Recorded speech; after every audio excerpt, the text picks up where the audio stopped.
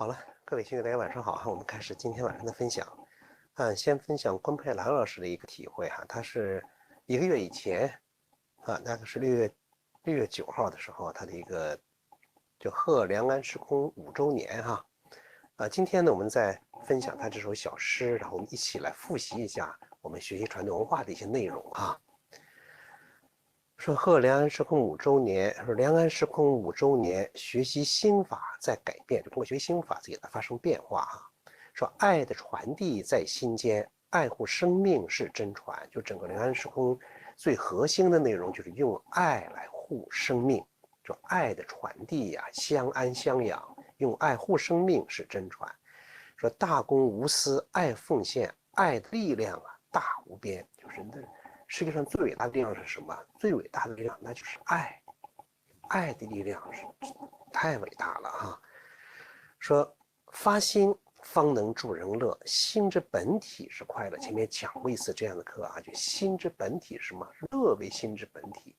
说你要发心，说你说我不会发别的心，那至少你可以发快乐之心。就每一天都很快乐，当你每一天都处在一种很喜悦的快乐的状态的时候，其实你就给周围给这个世界奉献了一个美好的喜悦的这样一个场啊。说世中磨练菩提心纯净良知永记心。世中磨练，说我们修行在哪儿修？就像自从我们就是上一次就是5周年以后再开始讲这个问题，就讲了更重要的什么，在事中，在生活当中如何去觉知我们那个思维的那个惯性，如何在意识洪流中就植入什么呢？那个正念导航。就你学再多的理论，如果就停留在理论上，停留在书本上，停留在文字上，那都没有意义的，真的没有意义的。你必须落实到事儿上，落实到哪个事儿上呢？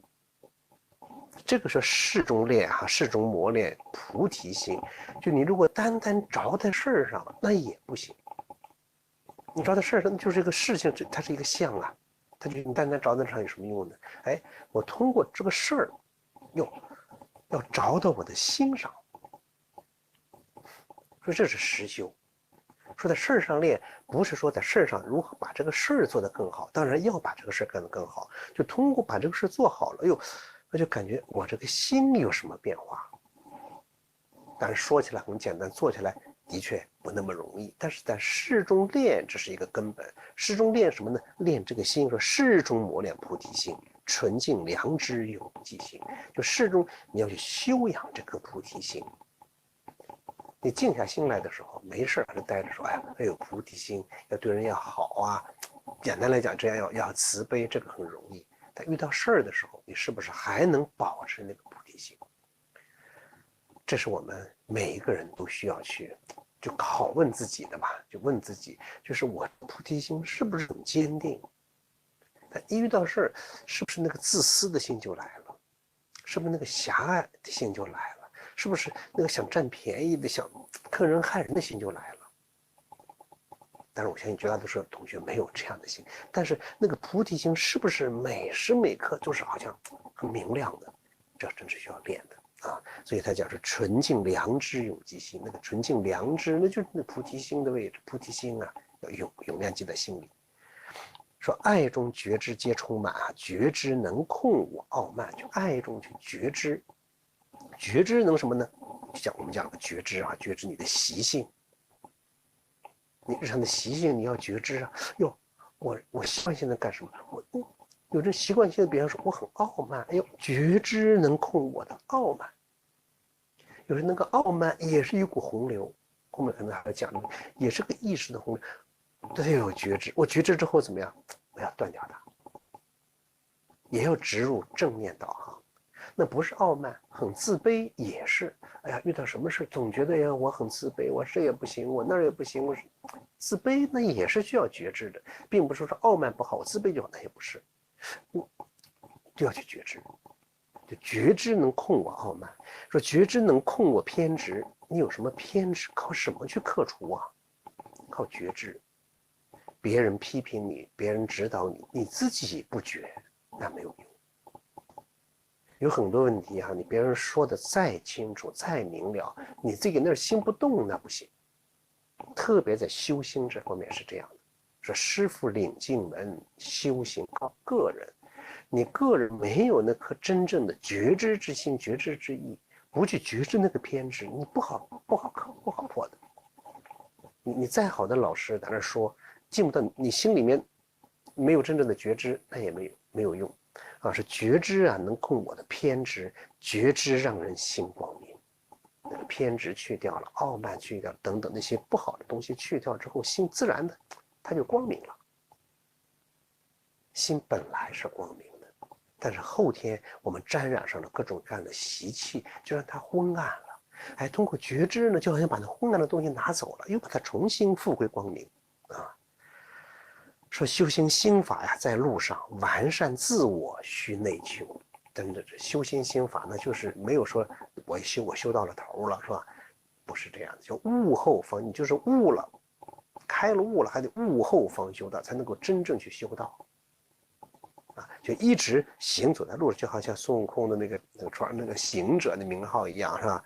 一直在行动在行走在路上，在觉知的路上。说完善自我需内求，你真正要完善内在这个自我呢，必须要内求，让别人改了我才怎么样，别人对我如何了，往外求永远完善不了内在的自己，需要完善自我需内求。说正气正念即心间，涵养道德是根本。正气正念，说你修养什么呢？修养一生正气呀，修养自己时时刻刻都是个正念。涵养道德是根本，是我们锻炼学习，其实学一切的东西，无论你打拳也好，练功也好，干什么也好，那个根本那就是涵养那个道。你修道嘛，修道练这个德，就你涵养它呀，涵并且养着它，涵别让它丢失，养把它变大。说这德性很说德高气，说你德就高了，德就厚了，厚德载物。慢慢这个德性就变得不一样了。是涵养道德是根本。如果说你没有这个德性作为根本作为基础，你练再多的方法，有的时候真的是没有什么意义的。短时间里面可能会有点作用，从长期从根本上说要完善我们每个人的这个心性，完善自我，那是不容易做到的。说涵养道德是根本。静是修心之关键，静心才能把功练，这是我们一直特别强调，特别最近的锻炼啊。我相信我们很多同学这个静一定会有一个深层次的比较好的变化，我自己就是这样，你不断的锻炼，不断的就越来越静，越来越静，越来越静。说静是修心，你要修心练功哈，特别你要练功的话，你比方说你站桩，你或者打拳，一样的，你只要是这种中国传统式这种锻炼，你不静，你想练好，根本不可能。其实你不是传统这种的，你打球，你不静也不行。打篮球以后你不静，你静成不就是投不中篮？跑步一边跑步你一边胡思乱想，你跑你累死了。真的是这样。就你平常的体育方面的运动，也是要静的，射击、射箭、打球、游泳各个方面。只不过那个静表现为特别的精神专注、精神集中而已。这都需要静的。而中国传统的这种内求式的锻炼，那就更加需要，因为只有那个真正的静啊，那个心才能回到生命之中，回到才能够真正的让你得到形神相合，身心合一。静心才能把功练，你只有静的时候，你练呀，你才是练功。你不然的话，你比方说把这个动作一做，打太极拳，哎，它就这么很柔和，它能练什么呢？肌肉也练不了，那么柔啊，可是它就练出功夫来了。那这个静中练的那个气就有了。你这样使劲就是练肌肉，哟，这个静的里面通了经络气血，它练的层次是不一样的啊。说静可疗愈啊，生命变，虚获玲珑清透啊，清通透。静可疗愈，你静通过锻炼，你安静了之后，气血流通，大脑神经没有那个躁动了。那个神经没有老处于应激的那种状态了，它不紧张了。从这个意义上讲，头脑一放松，哎呀，身体就发生变化。有的时候大家注意，身体的那些不通啊，那些问题就在头脑中，只要一通开了，一松开，立刻就好了。真的是这样，立刻就好了。我们可以通过什么来体会？你比方说遇到一件事儿，你闷在心里面，闷得很难受啊，得不出答案。突然有人告诉你答案了，一下，哎呀，说你恍然大悟，头脑一松开，哎呀，全身一下舒服了。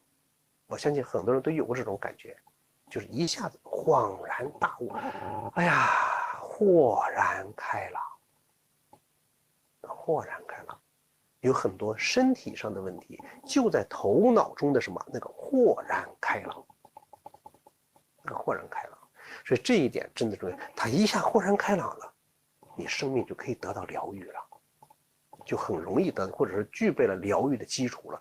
如果说你心里面老纠结着，你吃药打针，你总在纠结着，好了，你那个疗愈也难，真的疗愈也难。没有纠结，一下子放开了，松开了，通了，哎，身体也跟着发生变化，那个气血也跟着就发生变化了，身心是合一的，是一个整体。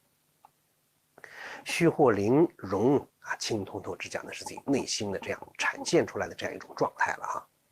说习练数力啊，幸福天，圣贤教导善当先。我们习练数力也好，干什么也好，你会真的获得那种幸福的这种状态，呈现出幸福的、快乐的、美好的这种感觉。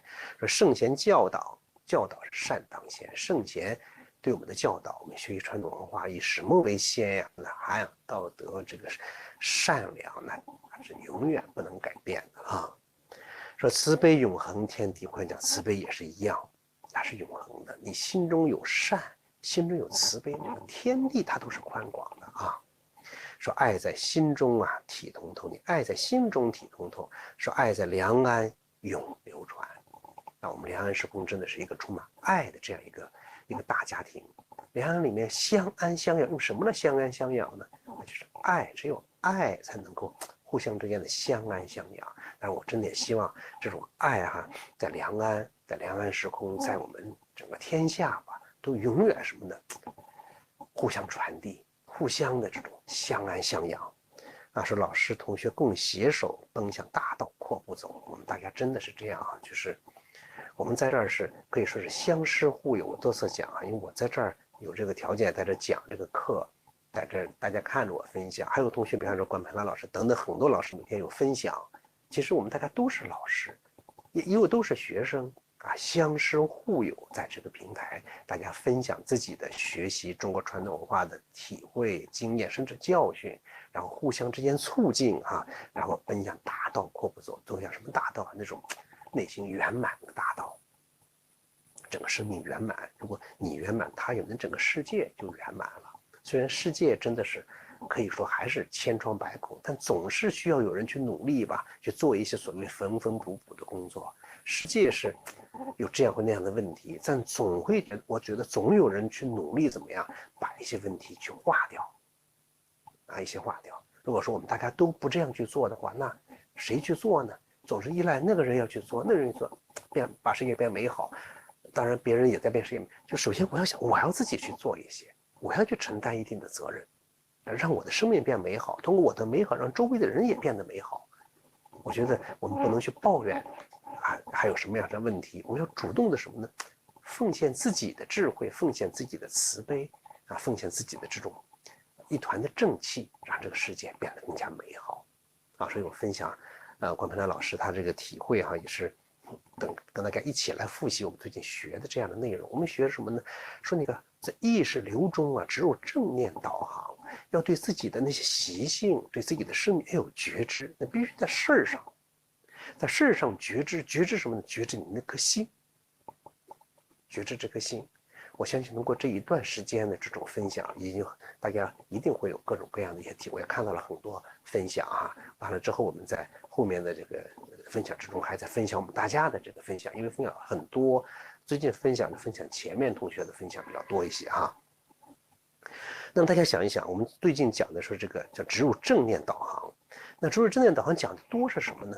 几乎所有的正念导航叫正念嘛，其实就导向正，导向什么呢？导向安静，导向慈悲。大家是不是这样？你突然想，脑子在乱了，在思想想东想西，你觉知怎么样？用你的觉知代替了什么？代替你的造作，代替你的乱想，代替了你的演绎，代替了编故事，代替了胡思乱想，安静了。这种正念导航真的非常非常重要。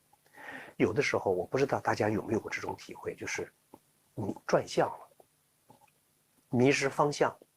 让你过去坐车，坐着车，是往南走的，坐着你睡着觉了，走，当醒了之后，你觉得好像还是往南走，其实是已经往北走了。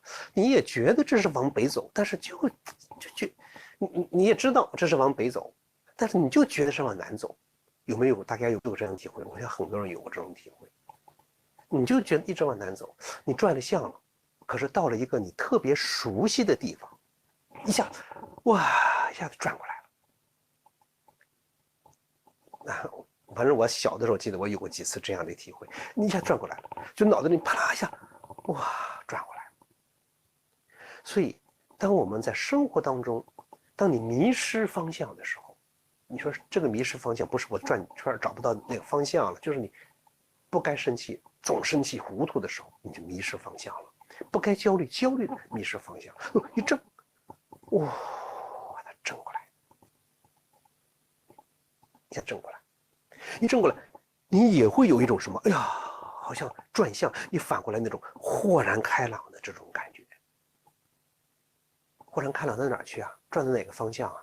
不是找到了这东南西北找到了，而是找到了什么？正气正念了。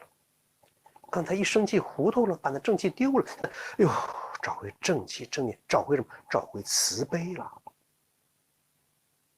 找回慈悲了。这个是我们两岸时空的各位亲友应该特别注意的一点。有一种正念导航，指出那个意识流，导向安静，导向慈悲，不是去乱了。我要安静，不是去怒。我要慈悲。导的方向无非就是这个方向，一个是静定，一个是慈悲，一个是慈悲。今天跟大家分享这个内容，就是爱在两岸远路上，我们正念导航，就要导到有这么种状态，导到安静，导到慈悲上来。好，我们现在还是继续在锻炼啊。我们每天都是有讲有练啊，讲的内容呢，其实都围绕同一个核心：慈悲啊、安静啊、这个爱啊，就讲围绕自己这个核心。而锻炼呢，也是一样，往这一练，无论练哪个动作，安静第一位的。好，我们开始哈。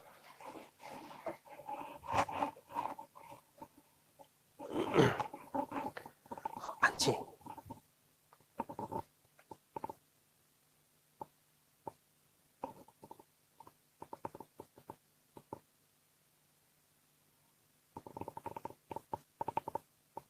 就你整个身体你往这一站啊，就整个身体啊，从皮肤、肌肉、骨头、头脑一下变了。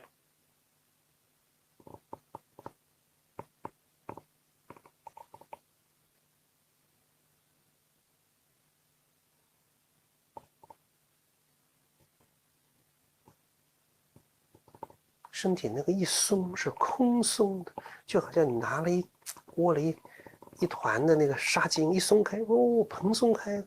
当然，这个蓬松不能着相在这个蓬松上，就你的身体一松解放了，被捆绑着，然后一下解放了，被你的思维固住的身体散开了，融到了整个虚空之中。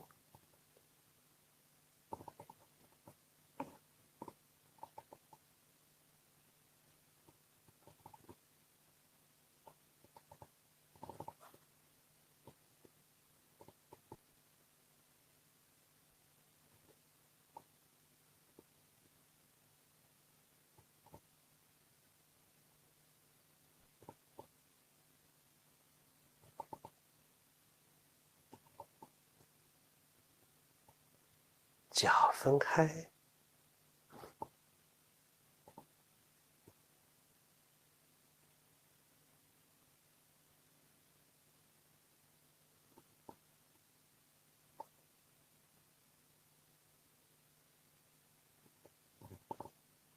手慢慢上抬。你抬起的其实不是你的胳膊一样，抬起的也是虚空。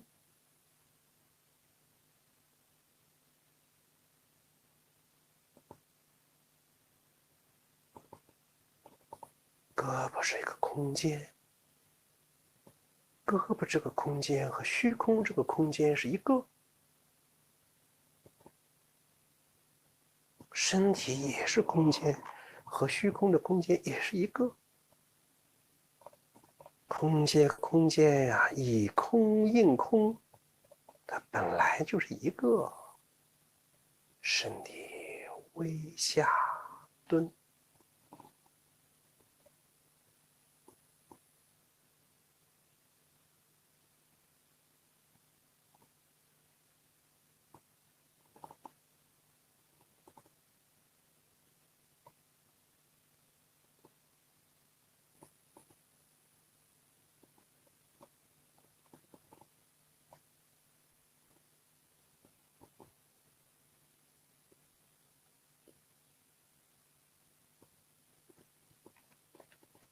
往这一蹲，一下子止住了，从里头我一指，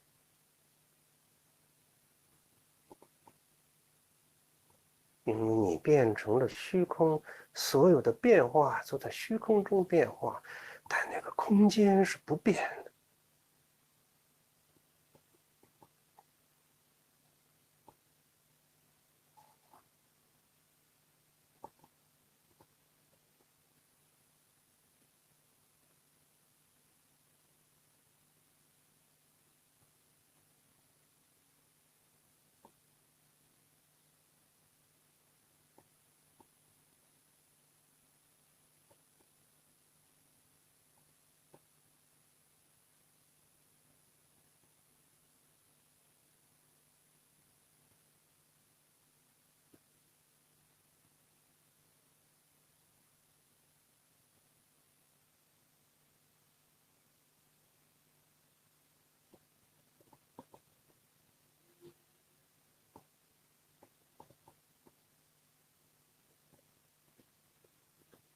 全身都是空松的，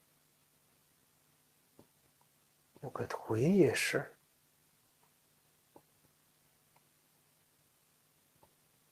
不是一味的下沉，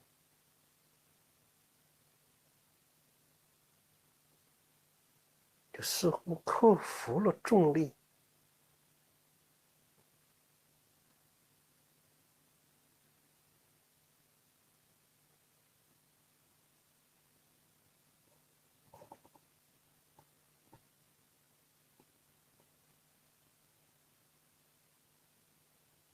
安静，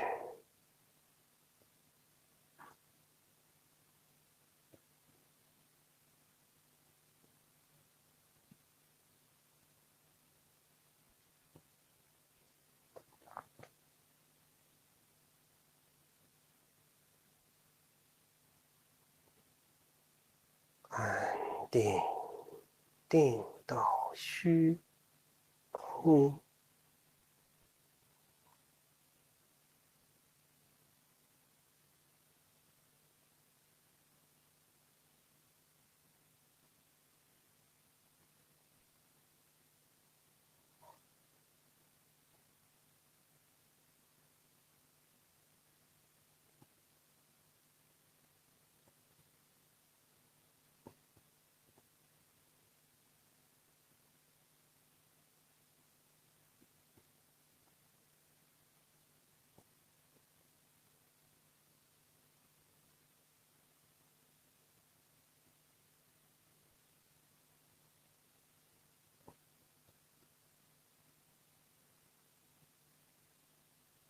虚空之中，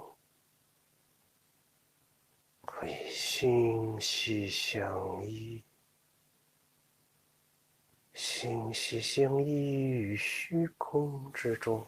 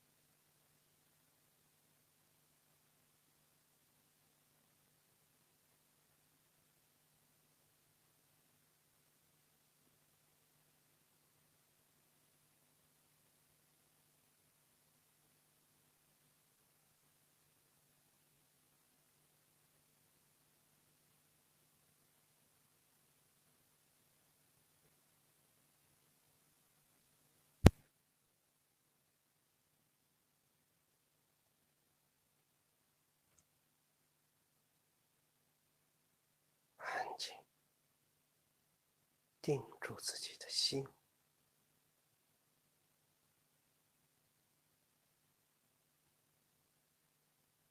定住自己的身体。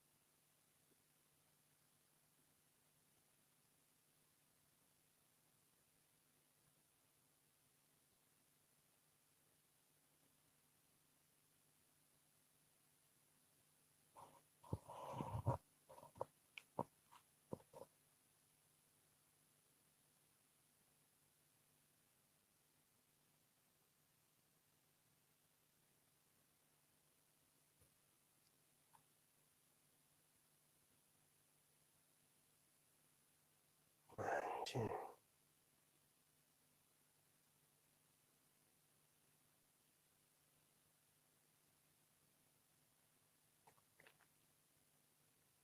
快到时间了啊！大家自己掌握，自己手工。